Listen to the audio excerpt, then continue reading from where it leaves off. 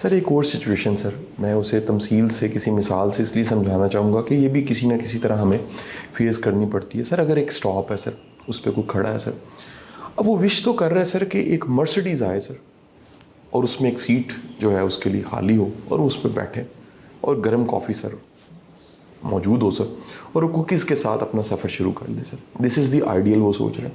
لیکن سر زیادہ تر ہمیں زندگی میں ایسی بسیں ملتی ہیں جس میں کھڑے ہونے کی بھی جگہ نہیں ہوتی. سم ٹائم تو لٹک کے جانا پڑتا ہے سر، اور وہ سر اسٹاپ پہ کھڑا رہے سر. کیا سر جو اویلیبل ہے سر اس سے اپنے سفر کا آغاز کر لینا چاہیے سر؟ بالکل کر دینا چاہیے. اچھا سر. کیونکہ جو کچھ آپ کو ملنا ہے جی سر. وہ آپ کی پریکٹیکل ایفرٹ کے جواب میں ہی ملنا ہے. خود قرآن نے بھی کہا کہ ہر انسان کو وہی کچھ ملتا ہے جس کے لیے وہ کوشش کرتا ہے. ٹھیک سر. اگر میں کسی بس اسٹاپ پہ کھڑا رہوں اپنے آئیڈیل کے انتظار میں کہ ایک S600 مرسڈیز آئے گی، میں اس میں بیٹھوں گا، شوفر ڈریون گاڑی ہے، اس میں جو بیوریج ہولڈر ہے اس میں ایک گرم کپ کافی کا پڑا ہوگا اور میں اس میں میوزک سنتا ہوا جاؤں گا. جی سر.